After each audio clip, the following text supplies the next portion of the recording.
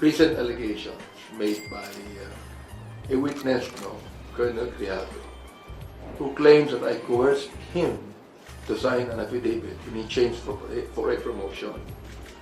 Let me be clear, this accusation is absolutely false. I vehemently deny any of this. I have been in public service for over 3 decades. My track record speaks for itself. I've stood for what is right, what is truthful, since I was first elected to public office in 1992. This allegation distracts us from the real and more pressing issue. Former President Rodrigo Duterte himself took responsibility for the shortcomings of his administration's war on drugs. Shortcomings that led to the death of thousands of innocent men, women, and children.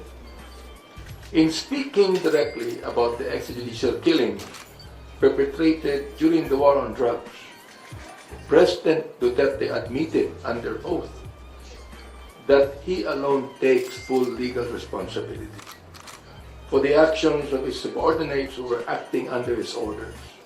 In other words, the former president has acknowledged his role in the thousands of deaths that took place under his watch.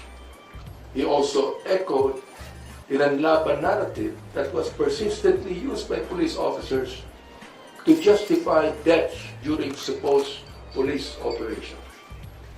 This admission is significant as it highlights that cases are now ripe for filing against those responsible for the extrajudicial killings during drug war. Duterte has committed to take responsibility and face the consequences of this act as mandated by our laws.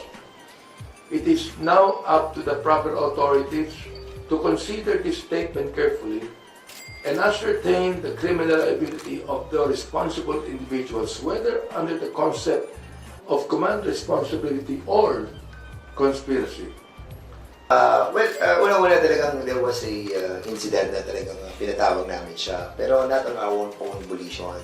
Because it was Colonel Garma, as what I'm saying sa mga interview sa akin, that asked na kausapin si Colonel Grijaldo. Kasi si Colonel Grijaldo, according to Colonel Garma, is a friend of her. So, sabi namin, tama-tama, doon si Colonel Grijaldo. So, tawagin na natin. So, it was at the back of the Quadcom.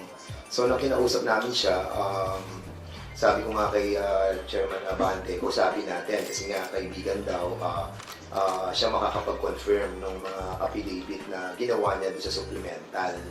So, what we did was, yung lawyer, sinabi namin na pumunta para in the spirit of transparency kasi mahirap naman na kami lang. Kasi we always see to it na dapat talagang merong kasama. As a matter of fact, yun din sinabi ko sa media, that prior to the Quadcom hearing, nagkausap kami ni Colonel Garma. And I asked the permission of the chairman to be with me. And he accompanied me para at least transparent talaga yung usapan. Unfortunately, yung sinasabi niyang coercion and harassment, it never happened.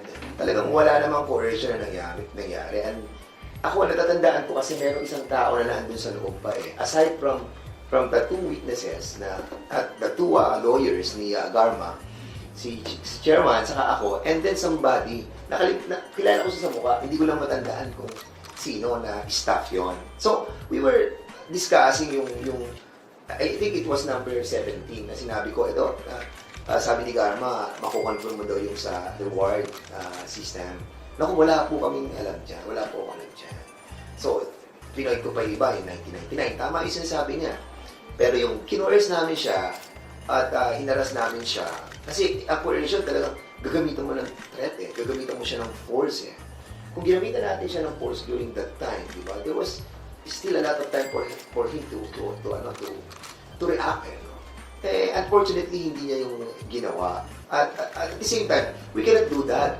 Alam mo, it's so unethical for the two of us not telling, yung sa mga chairman, like si Ace, si Chairman Acop, saka si Congressman Paduano, about do sa issue yun. Kung pipilitin namin siyang magsalita, and it will be against sa ating procedure na to vet first yung mga magsasalita para at least sigurado tayo. So yun yung tuloy na nangyari. But of course, may din ako sinasabi na issue na yung reason kung bakit niya ginawa yon. Well, yun yung aking analysis dun sa pangyayari. Bakit nila ginagawa to against us? Well, unang-una, demolition yun. Pangalawa, it's an attack against me and against you. And most likely, they really wanted to discredit the whole of the Quadcom. And it's quite unfair, no, to all of the members of the Quadcom, especially the chairman. What happened nang invite namin with our own volition na to talk to Colonel Grijaldo because it was asked by Colonel Garma. And sa amin, yun ang nakita kong naging repercussion ng ginawa namin. But of course, in every betting that we are doing, we always see to it that there are people around. Opo. Sorry, follow up lang sir dun sa sinabi mo yung nakikita nyo itong demolition. Ano rin po yung masasabi nyo na paulit-ulit sinabi ni former President Duterte na subornation of perjury at sabi nga niya maghahain pa siya ng kaso about this against you po sir.